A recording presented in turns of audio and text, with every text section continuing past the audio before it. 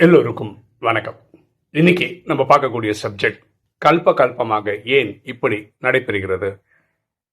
ஒரு ஆத்மா இப்படி கேள்வி கேட்டிருக்காரு.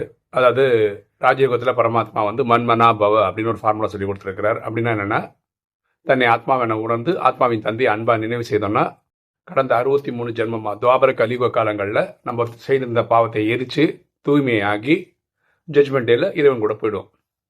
இந்த ராஜயோகம் ஃபாலோ பண்ணாதவங்க தாம் பண்ண தப்புக்கு உடல்ல நோய் அனுபவிச்சு அப்படி அவங்க கர்ம கணக்கை முடிச்சுட்டு வீட்டுக்கு போயிடுவாங்க.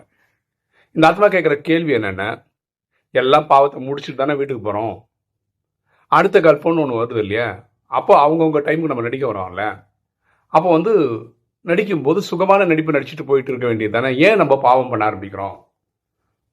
ஏன்னா இங்கே பாவத்தெல்லாம் முடிச்சுட்டு தானே அங்கே போகிறோம். அப்போ திருப்பி பிரிவு எடுக்கும்போது பாவம் பண்ணணும்னு எப்படி தோணுது? தோணவே கூடாது இல்லை அப்படின்னு ஒரு ஆத்மா கேள்வி கேட்டிருக்கார். அவருடைய கேள்விக்கு தான் நம்ம இந்த வீடியோவில் பதில் சொல்ல ட்ரை பண்ணுறோம். பாருங்களேன், இந்த ட்ராமா சரியான புரிதல் இருந்தால் நமக்கு பிரச்சனை கிடையாது. பரமாத்மா ரொம்ப சிம்பிளாக சொல்கிறார். இது ஒரு கல்பம், 5000 வருஷ கதை அப்படின்றார். இது சுகம் துக்கம் நிறைந்த விளையாட்டு அப்படின்றார். அவர் ட்ராமான்னு அதுதான் சொல்கிறார், விளையாட்டாக பார்க்கறதுனால தான் சொல்கிறார். சத்தியகம் திரேதாகி இந்த பூமியில் சொர்க்கம், துவாபர கலியுகம் இந்த பூமியில் நரகம். சொர்க்கம் சுகத்துக்கான பாட்டு, நரகம் துக்கத்துக்கான பார்ட். ஓகேவா? ஸோ சத்தியகத்தில் முதல் நாள் நடிக்கிறவருக்கு 16 கலை இருக்கும். கலியுகத்தோட கடைசி பிரிவு இருக்கும்போது கடை கலைகள் குறைஞ்சி ஒரு 1 அந்த மாதிரி நின்றுடும்.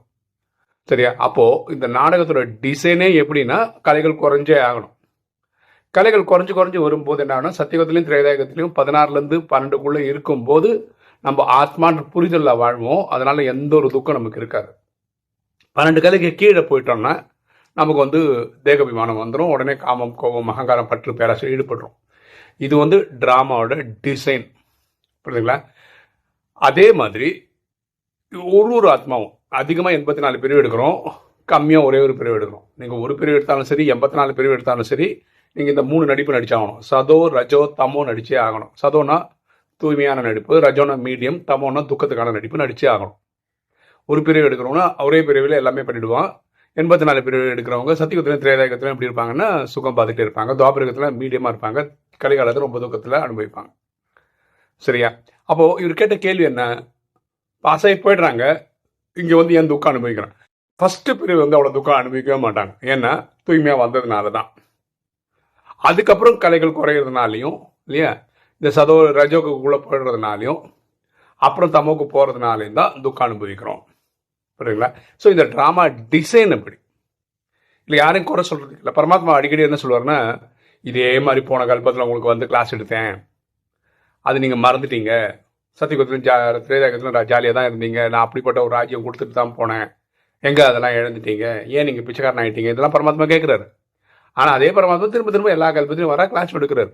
ஏன்னா அவருக்கும் தெரியும் இது ட்ராமா, இதில் எதையும் மாற்றிக்க முடியாது, இதில் ஒரு சீனும் நம்ம நினைச்ச மாதிரி மாத்துறதெல்லாம் கிடையாது, இருக்கிறது இருக்கபடி நடக்குது. சில தினங்களுக்கு முன்னாடி சொல்றாரு பரமாத்மா, இந்த நாடகம் ரொம்ப பர்ஃபெக்டா கிரியேட் பண்ணப்பட்டிருக்கு, நீங்க நினைச்ச மாதிரி நீங்க விரும்புற மாதிரி இல்லாம இருக்கலாம், ஆனா இந்த ட்ராமா ரொம்ப பர்ஃபெக்ட், அதனால நீங்க ஏத்துக்கிறது தான் உங்களுக்கு நல்லது இப்படின்னு பரமாத்மா சொல்லியிருக்கிறார். ஸோ நம்ம புரிஞ்சுக்க வேண்டியது இவ்வளவுதான். இது சுகம் துக்கத்தின் விளையாட்டு, கலைகள் குறையும், எல்லாரும் இந்த சதோரஜ தமோ 3 நடிப்பு நடிக்க வேண்டி இருக்கிறதுனால நீங்கள் இங்கே பாவம் முடிச்சுட்டு தான் நீங்கள் அங்கே போகிறீங்க. வர்ற ஃபஸ்ட்டு பிரிவு நல்லா தான் இருக்கும். நம்ம எவ்வளோ அதிகமாக பிரிவு எடுக்கிறோமோ அதை அப்படியே டிவைட் பண்ணிக்கோங்க. அதுக்கு ஏற்ற மாதிரி சுகத்துக்கான பாட்டு நிறைய இருக்கும், மீடியத்துக்கான பாட்டு அதிகமாக இருக்கும், கலிகாலத்தோட பாட்டும் நிறைய இருக்கும். இப்படி தான் ட்ராமா டிசைன் செய்யப்பட்டிருக்கு. இதில் நீங்கள் ஃபீல் பண்ணுறதுலாம் அர்த்தம் ஒன்றும் கிடையாது. இங்கே பாஸ் ஆகி தானே போகிறேன். புரியுதுங்களா? பாருங்களேன், இப்போ பாருங்களேன், இப்போ என்ன எக்ஸாம்பிள் எடுத்துக்கிறேன். எனக்கு 52 வயசாகுது. நான் ஸ்கூல் ஒரு 12 வருஷம் படித்தேன், அப்புறம் இன்ஜினியரிங் படித்தேன், திருமணம் பண்ணிக்கிட்டேன், ஓகே, வேலைக்கு போனேன், பிஸ்னஸ் பண்ணேன், இன்றைக்கி இந்த நிலைமையில் இருக்கேன். இப்போ நான் சரீரம் உடனே வச்சுக்கலேன், திரும்ப ஒரு குழந்தைய பிறக்கணும், திருப்பி ஸ்கூலுக்கு போகணும், காலேஜுக்கு போகணும், வேலைக்கு போகணும், கல்யாணம் பண்ணிக்கணும். கரெக்டாக? இதுதான் ட்ராமா. இதில் எந்த மாற்று கருத்தும் கிடையாது. இதே நடித்து நம்ம டயர்ட் ஆகிட்டோம். கரெக்டாக? இந்த 84 பிரிவு எடுக்கிறோமா ஒரு கல்பத்தில், இதே மாதிரி எத்தனையோ கல்பம் பார்த்துட்டோம். அதனால் ட்ராமா அப்படின்னு நினச்சிட்டு போங்க. இது மாதிரி சிந்திக்கிறது ஒன்றும் தப்பு கிடையாது, ஆனால் ஃபீல் பண்ணுறதுல லாஜிக் ஒன்றும் கிடையாது. பரமாத்மா சொல்ல ட்ராமா நல்லது அப்படின்றாரு.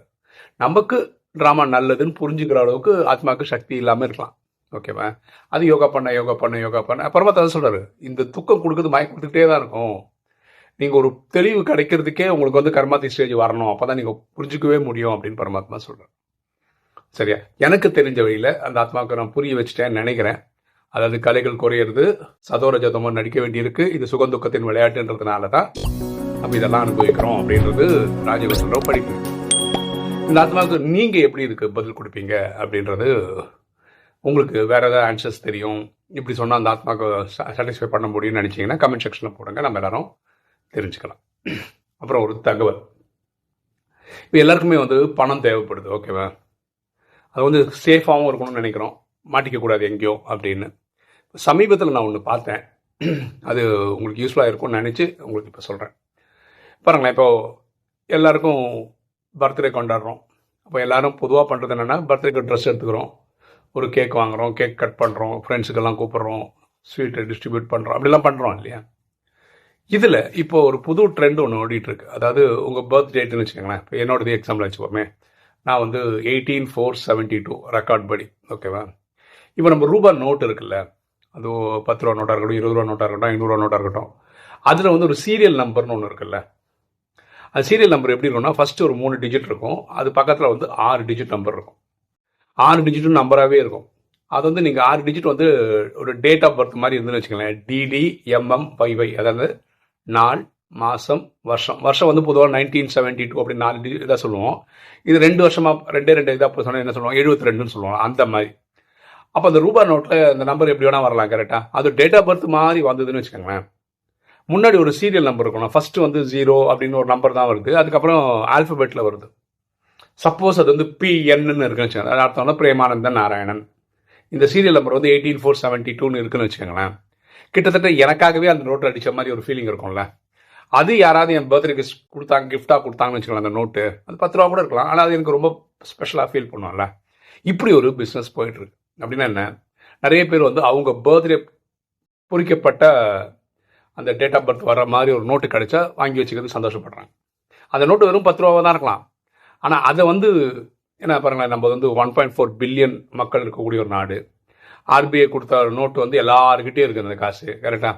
அப்போ நம்ம டேட் ஆஃப் பர்த்தில் இருக்கிற அந்த மாதிரி ஒரு ரூபா நோட்டு எங்கே இருக்குன்னு யாருக்கும் தெரியும்? கணக்கெல்லாம் பார்க்க முடியாது, தேடி கண்டுபிடிச்சலாம் போக முடியாது, RBI தேடி கண்டுபிடிக்க முடியாது, இந்த இடத்துல தான் அந்த நோட்டு இருக்குன்னு சொல்ல முடியாது, கரெக்டாக? ஸோ இதுக்கு க்ரீன் பிஸ்தா அப்படின்னு ஒரு மொபைல் ஆப் இருக்குது. நீங்கள் ஆண்ட்ராய்டில் போய் போட்டிங்கன்னா வந்துடும், க்ரீன் பிஸ்தா, PISTA போட்டிங்கன்னா அது வந்து வந்துடும். இதில் நீங்கள் பண்ண வேண்டியது என்னென்னா, உங்ககிட்ட ரூபா நோட் இருக்குல்ல, அதை எடுத்து சும்மா பாருங்கள், அது ஏதாவது டேட் ஆஃப் பர்த் மாதிரி வருதான்னு பாருங்கள். அதை வந்து நீங்கள் அந்த ஆப்புக்குள்ளே போய் ஸ்கேன் பண்ணுங்கள். உடனே அது என்ன சொல்லணும்னா, ஓகே இது வந்து யாரோ கேட்குறாங்க அப்படின்ற மாதிரி சொல்லிச்சுன்னு வச்சுக்கோங்களேன், அதை அக்செப்ட் பண்ணிக்கும். அதுக்கு ஒரு 9 ரூபா நம்ம ஃபீஸாக கட்டணும், ஓகேவா? இதை வந்து அவள் வந்து ஒரு 3 மாதம் டைம் எடுத்துக்கிறான், ஏன்னா யார் வாங்குவாங்கன்னு தெரியாது இல்லையா? அதே மாதிரி வாங்குறவங்க எனக்கு இந்த மாதிரி ரூபா நோட்டு கொடுங்க அப்படின்னு கேட்பாங்க. இது 2 பேரும் மேட்ச் பண்ணி கொடுக்குறது இது. யாராவது ஒருத்தர் வந்து நம்ம கொடுத்த நோட்டு வேணும்னு சொல்லிட்டாங்கன்னு வச்சுக்கோங்களேன், இந்த கம்பெனிக்காரங்க என்ன பண்ணுவாங்கன்னா, அவங்க ஏஜென்ட் ஒருத்தர் நம்ம வீட்டுக்கே அனுப்புவாங்க. அந்த டைம் வந்து வீட்டில் வந்து நம்ம ரூபா போட்டிருந்தோம்ல, அந்த ஸ்கேன் பண்ணி அதை வந்து ஒரிஜினலாக ஃபேக் நோட்டான்னு செக் பண்ணுவாங்க. அது ஒரிஜினலாக இருந்தால் அவங்க ஒரு அமௌண்ட் ஃபிக்ஸ் பண்ணுறாங்க. ஒரு எக்ஸாம்பிள் சொல்ல, ஒரு 1000 ரூபா 2000 ரூபா ஃபிக்ஸ் பண்ணுறாங்கன்னு வச்சுக்கோங்களேன். அந்த காசை வந்து உங்களுக்கு வயர் ட்ரான்ஸ்ஃபர் பண்ணிடுவாங்க, அதாவது கூகுள் பே மாதிரி ஒன்று பண்ணிவிடுவாங்க, நம்ம நோட்டை வாங்கிட்டு போயிடுவாங்க. பாருங்களா, அப்போ வந்து வெறும் 10 ரூபா நோட்டாக இருக்கலாம், இல்லை 20 ரூபா நோட்டாக இருக்கலாம், கரெக்டாக? அவ்வளோதான் நம்ம கொடுத்துருப்போம், ஆனால் நமக்கு வரது வந்து 1000 2000 ரூபா வரும். ஸோ இது எப்படி பண்ணலாம் அப்படின்னு பார்த்தீங்கன்னா, இப்போ உங்ககிட்ட வர ரூபா நோட்டு இருக்குல்ல, சும்மா எடுத்து பாருங்கள், அது ஏதாவது டேட் ஆஃப் பர்த் மாதிரி வருதான்னு பாருங்கள். அப்படி வந்தால் இந்த க்ரீன் ஆப்பில் போய் பாருங்கள், அது உடனே அது சொல்லும், இது எங்களால் பண்ண முடியும் முடியாதுன்னு சொல்லும்.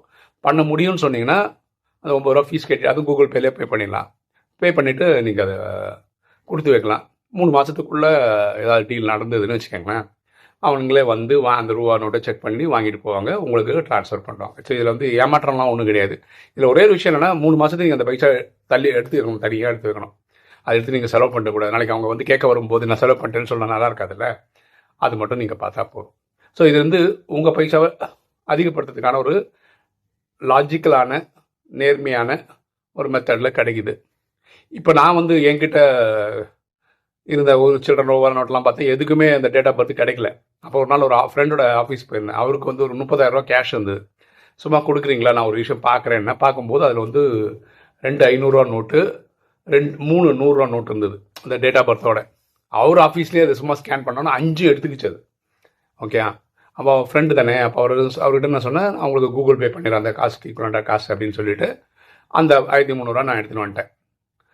இன்றைக்கி எனக்கு அந்த கம்பெனி லெட்டர் வந்திருக்கு, இந்த மாதிரி 5 நாங்கள் எடுத்துருக்குறோம், 3 மாதம் பார்க்குறோம், ஏதாவது வந்ததுன்னா நாங்கள் நேரடியாக வீட்டில் செக் பண்ணி பார்த்துட்டு அந்த ரூபா நாங்கள் எடுத்துப்போம், உங்களுக்கு கூகுள் பே பண்ணிவிடுவோம் அப்படின்னு சொல்லியிருக்காங்க.